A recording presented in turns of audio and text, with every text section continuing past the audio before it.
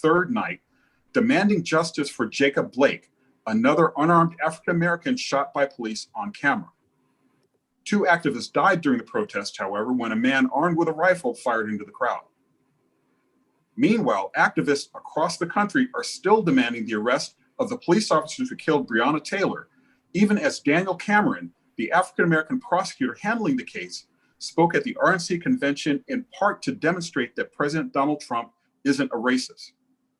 Meanwhile, the beat goes on in the nation's prisons. They remain overcrowded, a hotspot for COVID and coronavirus infections, and a disproportionate number of Black men are behind the bars. Here to help us sort it all out is Jody David Armour, a distinguished criminal law professor at the University of Southern California Gould School of Law. He's done extensive research on the fault lines of the criminal justice system and says the system needs a complete overhaul, including how we think about crime, punishment, and its causes. Professor Armour, thanks very much for joining us and welcome to the program. Very good to be with you, Joe. Thanks for having me. Yeah, I also should say that you're the author of a book, and the name makes me really uncomfortable to say, and I guess that's the point. Yeah. Yes, and I'll say it for you. It's titled Nigga Theory, N*GGA Theory, Race, Language, Unequal Justice in the Law, and it's about the issues we're going to talk about today, mass incarceration, police brutality, basically the issues that are roiling in the country and that Black Lives Matter has been lifting for 7, 8 years now. Right, and you titled that deliberately, as I read, to make people uncomfortable. But the theory itself, you're saying, encompasses all the things that are going on today and all the things we've been talking about, right? Oh, absolutely, because a lot of what we've been talking about, what it comes down to when you think about how we're able to treat Black life with such indifference that somebody could be shot in the back 6 times in front of his little boys. I have 3 sons of my own, and I've, been in encounters with police with them in the car that have sometimes turned tense. And so I think that any Black fathers with kids, or mothers for that matter, who have been in these kinds of situations had a real empathy for what especially the kids are going to be going through and the collateral consequences of this kind of brutality. So the only way you can treat a man that way in front of his kids is if you otherize him, trivialize him, demonize him, monsterize him, in other words, niggerize him. And that's why I use the language advisedly to get at that reality. Right, and I guess you're arguing also that the events of this week pretty much demonstrates that theory. Sadly, that's what we're talking about, repeatedly, even right down to your opening up about the Republican convention and Donald Trump claiming that I am the one who is about criminal justice reform, and that is really the civil rights issue of 2020 of our day. The old Jim Crow in the 50s and 60s, it was segregation. In 2020, it's racialized mass incarceration. And Donald Trump was saying the Democrats haven't been very good on racialized mass incarceration issues, and I've actually been better than they have been. So, and you can argue about the record. The sad truth, though, is, and I don't want to quibble about the record. The sad truth is that the Democrats haven't been very good about racial justice matters when it comes to blame and punishment. Racialized mass incarceration has been a bipartisan phenomenon. When Obama was in office in 2010, for example, he sent Eric Holder out here to California to resist a proposition that was going to legalize marijuana. And young Black folk and Black folk in general were bearing the brunt of marijuana enforcement, right? It was racially discriminatory. Everybody knows this is a racial justice issue of our time. And yet Obama was, kind of slow stepping his way toward any kind of reform. So it's everywhere almost all the time, Joe. So what you're arguing, right, is pretty radical. I mean, when you talk about crime and punishment, that's like a visceral issue that really hits people, including Black people. I mean, people want to be safe. They want to not have their cars broken into. They want to be able to walk down the street without fear of assault. I mean, what you're proposing is like kind of a radical rethinking, especially if you're saying that the first Black president, didn't do all that much on criminal justice reform. Yeah, I'm saying that certainly we want to be safe in our neighborhoods, and if police are addressing violent crimes, that's fine. We can defund the police a lot. That is, unbundle them, have a lot of things they're doing go toward solving violent and serious crimes, and shrink the police force a lot, its footprint a lot that way. But I'm saying, on the other hand, once we have someone who's been apprehended by, let's say, good law enforcement who's done wrong, let's say a criminal, let's say a violent criminal, right? How do we think about and look at that violent criminal who by the way, they're disproportionately Black? How do we think about that person? Well, the way we thought about them for 30 years, what got us to the new Jim Crow, so-called, or racialized mass incarceration, is we thought about that criminal as Joe, trigger warning, a nigga, right? That is, when Chris Rock, part of my book's title comes from a famous routine by Chris Rock in 1996. Thanks for the trigger warning, by the way. Chris Rock launched his comedic career in '96, a routine called Bring the Pain, in which he goes back and forth in front of a Black audience, almost all Black audience. I'll paraphrase his infamous routine. It's like a civil war going on in Black America. There's two sides. There's Black people and there's N-words, and N-words have got to go. I love Black people, but I hate N-words. Boy, I wish they'd let me join the Ku Klux Klan. I do a drive-by from here to Brooklyn. And his core definition of an N-word was a Black criminal. That's how we in the Black community thought about Black criminals in the 90s. Hillary Clinton wasn't the first person calling young Black criminals super predators. We were calling them NIGGAs, right? In our comedy routines, and we were laughing at it and laughing at the punchline. So I'm trying to have us rethink blame generally when it comes to even violent Black criminals. So what you're basically saying, well, actually, before I ask that question, step back and give us the big picture. I mean, there are tons and tons of statistics that show that incarceration typically falls on Black and brown people. If you have at your fingertips, give us the statistics about percentages, maybe numbers to put this in context. Well, it's staggering. In some neighborhoods, I wrote an article recently and I put this statistic in it, and the editor said, Professor, this seems almost hyperbolic. We're going to need a pinpoint site for this particular number. So we got a pinpoint site. Up to 90% of young Black males in some of these inner city neighborhoods are going to wind up in jail, on probation, or on parole at some point in their lives. Right? Those are the staggering kind of percentages. 90%. Up to 90% in some of these inner city neighborhoods. So when Chris Rock says, I love Black people, but I hate N-words, and N-words are 90% of crime, he's talking about up to 90% of our own youth in our own neighborhood.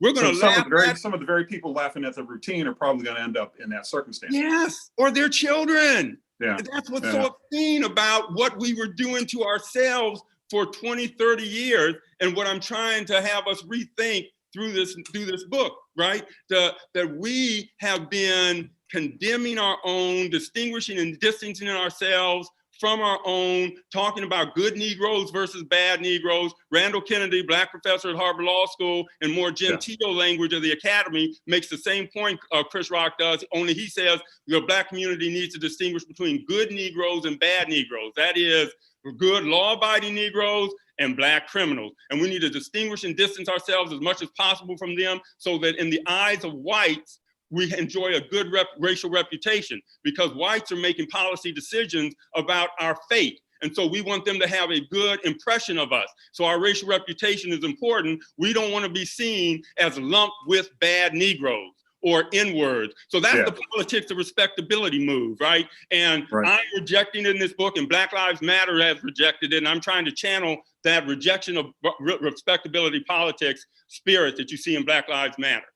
Right. So if we've got, like, say 9 out of 10 people in the hood going to be under control of the criminal justice system one way or the other, it goes beyond simply a security issue to affect a lot of other things, doesn't it? I mean, because we're talking about homes that have been broken apart. We're talking about economic circumstances. I mean, even you have experienced that with the arrest of your dad, right?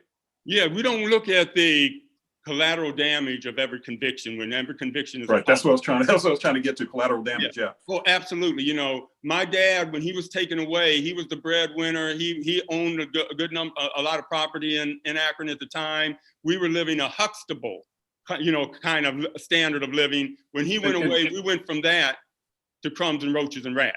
And this is like which I think you told me is 1970s. This is late 60s, early 70s, right? Okay, and so give us the circumstances of what happened and why this kind of informs your perspective. Well, he was a 6'8" barrel-chested, uppity black man. And when you say uppity, what do you mean? You mean somebody who's like not going to back down, or who's going to demand that he get his due? Good, uppity, great, Joe. Uppity in the sense that he was going to flout all the racial conventions of his day and do what he thought it was his right to do. So, for example, he started buying property. A lot of white folks are upset that this black man is buying all this property. You know how upset they can be about us even moving into their neighborhoods, sure, let alone buying a lot of rental property. More troubling to many of them even than that, Joe, was in the 50s and 60s, for him to marry my mama, who was an Irish Catholic, red-headed woman from Queenstown, Ireland. So they were walking down Main Street in Akron, Ohio in the 50s and 60s. He's 6'8", she red-headed, looking like Lucille Ball, he like LeBron James, hand in hand, you know, and unmistakably matched, unhinged a lot of people in there. Because I mean, if we're talking about that era, that's only a couple of years after the Loving decision that made it legal for interracial marriage. That's right. In a lot of states, what he and my mom did wasn't even legal. And it wasn't, you know, you want to say, oh, well, that's Akron, Ohio. That's down the South. You're talking about Akron, Ohio. Like Malcolm X said when they asked him about the South, he said the South, anywhere south of the Canadian border is the South in America. You know, so those same racial attitudes are what got him locked up. Right. And so they were suspicious because he was trying to improve himself. He was buying property. And I think you told me earlier that he had gotten word that the cops were looking at him. Oh, yeah. Well, you know, they figured the only way a black man could be buying all this property isn't because he has any business acumen and is leveraging it, but he must be doing something illicit and then laundering it in these properties. You know, something absurd but and obscene like that, but very sensible to them. So, yes, he had to ultimately walk away from all of that. They took him down, they took it out. And, you know, Joe, I didn't think I'd ever see him standing outside of a prison again. When we used to, you know, 5 years of family days, I went and sat down with him. All he had between himself and rotting in that prison cell was words, language. He reached up on the warden's own shelf, a library shelf, pulled down some law books, taught himself criminal law, criminal procedure, constitutional law, wrote his own writs of habeas corpus on a Royal manual typewriter I have over here in my room. I'll point it out to you over here under the Ali picture. Right there is a Royal manual typewriter he used. Love that Ali photo. That's nice. Yeah, that Ali painted sweet.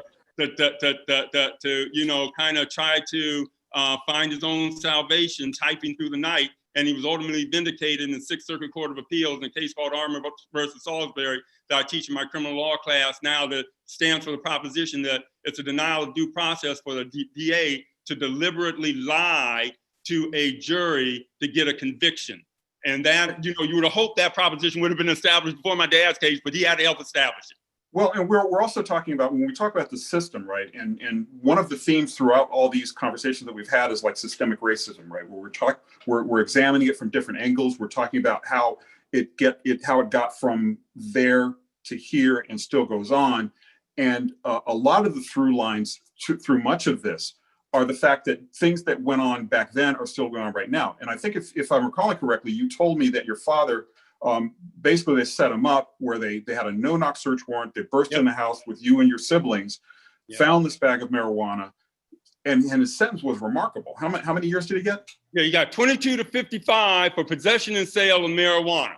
Full stop. Wow. 22 to 55, right? Because that's how they brought down uppity black men back then. You know. Well, and also marijuana is now becoming, I mean, that's a whole other conversation, and I'll get to it later, but marijuana is now becoming legal, and there's a lot of people who are still in prison doing time behind those sentences, while other people are making, you know, huge profits selling medicinal marijuana. But that's a diversion. So he gets 20 to 55. He's in prison. He decides that he's going to free himself. So he goes to the library and basically was a self-taught lawyer. And one of the things he was pointing to was the fact that they had somebody in the jail cell who did him wrong, right?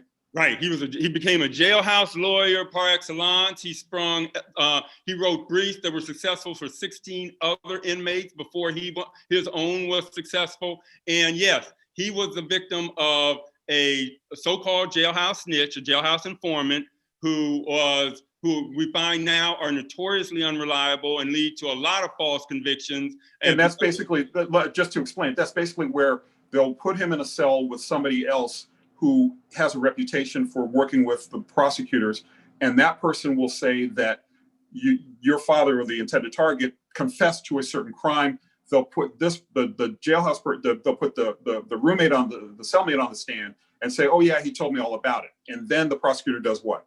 That's exactly right. And the prosecutor is able to say, well, you have a self-confessed criminal. Look, he confessed it to this witness on the stand. And this witness wouldn't have any reason to come before you and tell this story, except that it's the truth. We didn't cut any deal with this witness. He's getting no compensation in the way of leniency from us at all. Of course, he really was. He got a lot of leniency, a lot of compensation, but they told the jury he didn't. And so there was all the truth. And that leniency and compensation was by way of a reduced sentence in most cases. That's it. It's precisely. That's exactly it. And so that's why jailhouse informants are so notoriously unreliable, because they have a motivation and incentive simply to say whatever they need to say in order to get their sentence reduced, regardless of the truth.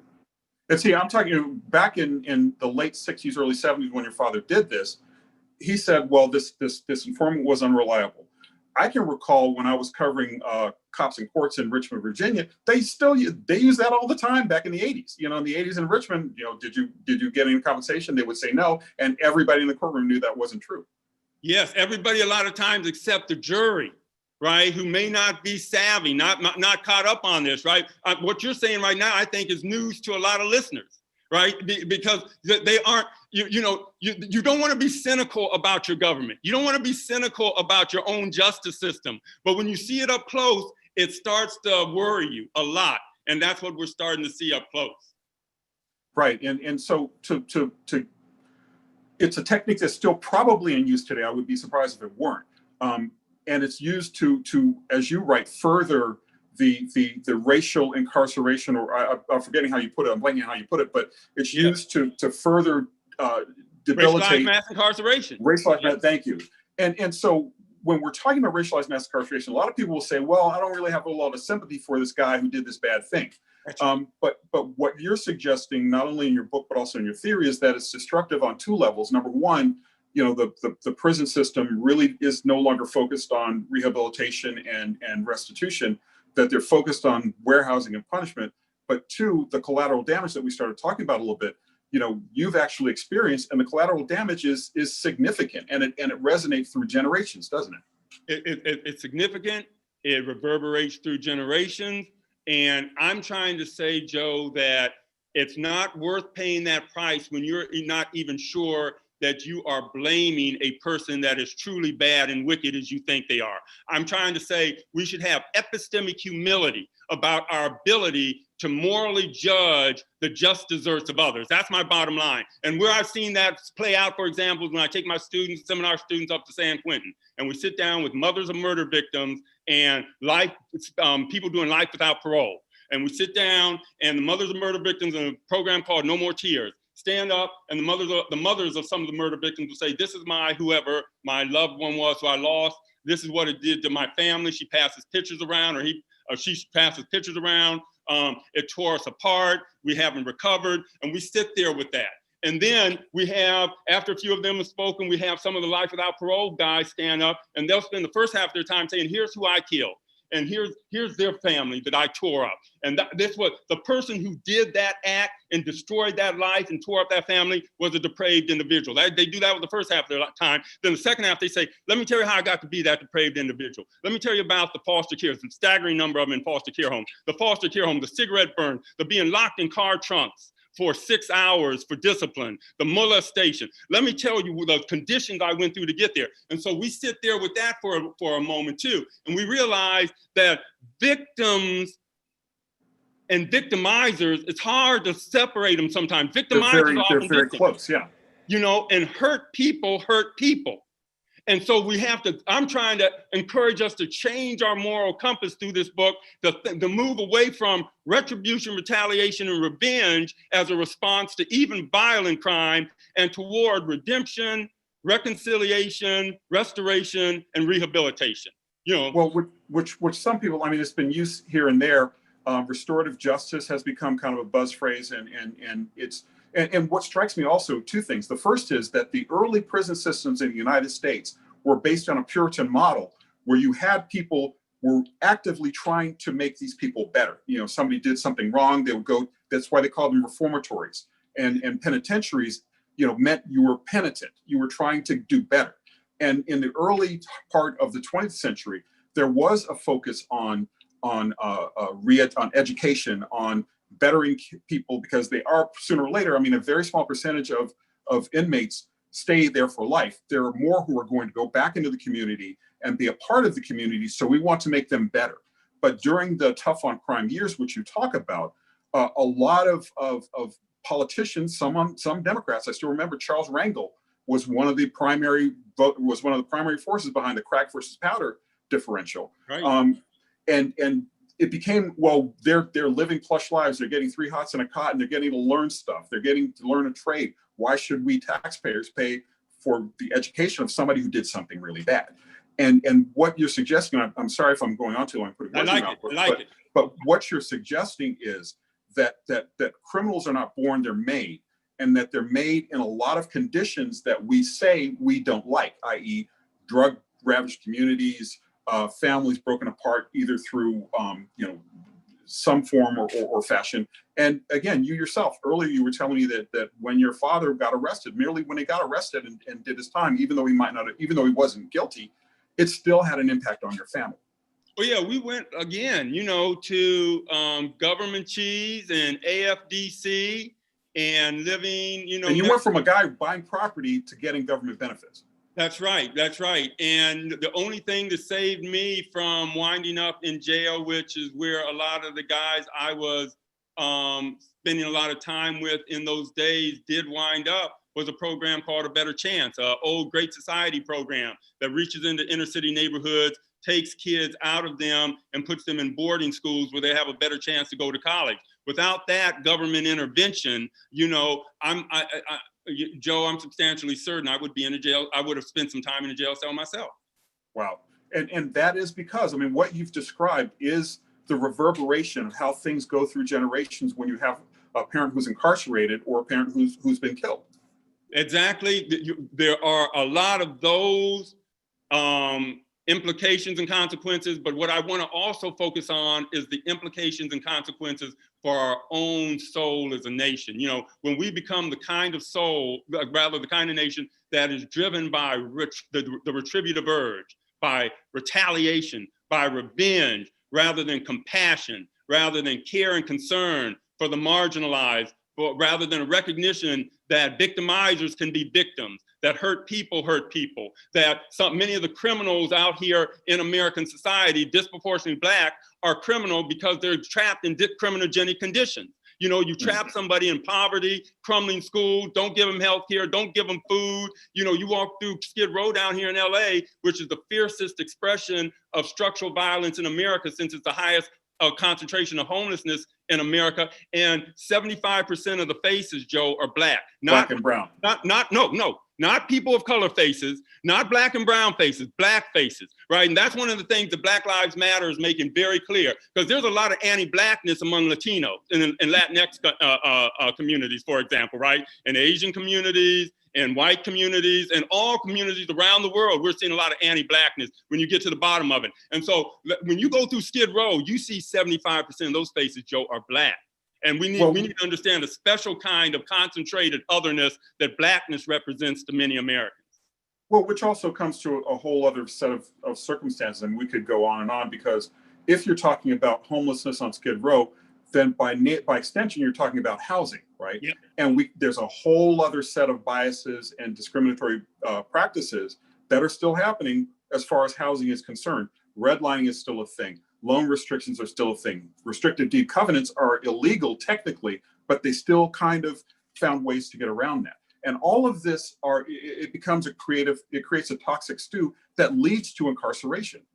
And that becomes the key argument then, Joe. And that's what my book is really about. Because a lot of times when you say that to people, let's say you're talking especially to somebody who's kind of center right, you say, and these criminogenic conditions lead to crime. They say, oh, no, wait. People choose to do crime. Crime is a choice. And so when they make that choice to do crime, they break the causal chain. And you can't go back further in the causal chain and blame the pre-existing conditions or how the stage was set.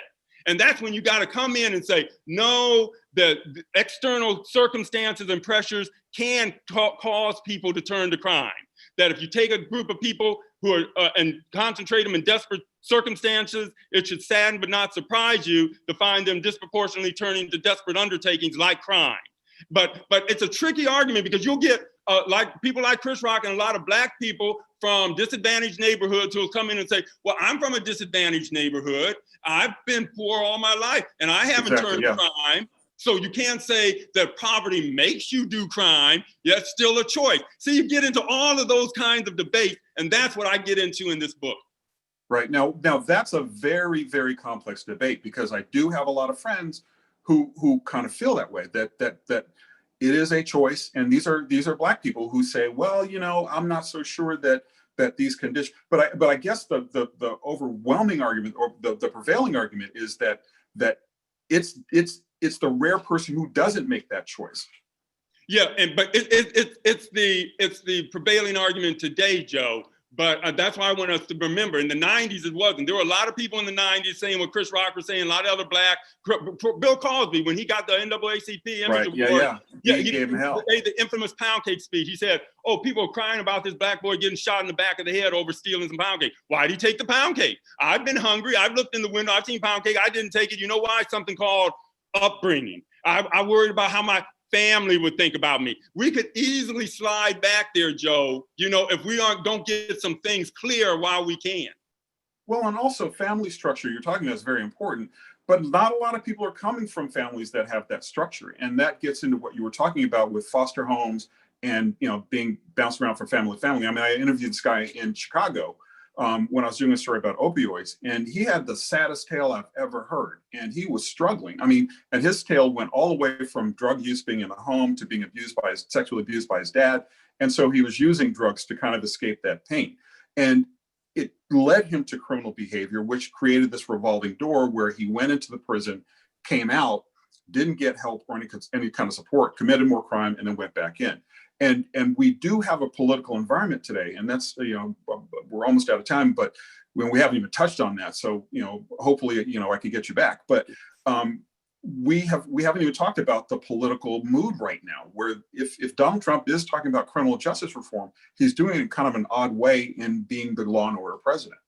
He's talking out both sides of his mouth simultaneously, not surprisingly, right? He's speaking with a forked tongue, but the Democrats let him get an in when they didn't do more on criminal justice reform when they had the chance, when they had, a couple years with both the House and the Senate and the White House, and then they just didn't fight for it. So he could come in and say, First Steps Act, look at what I've done, and they didn't do. And we know it's bogus. We can see through it in a lot of ways because I want to say First Steps Act is bogus because it's helped some people.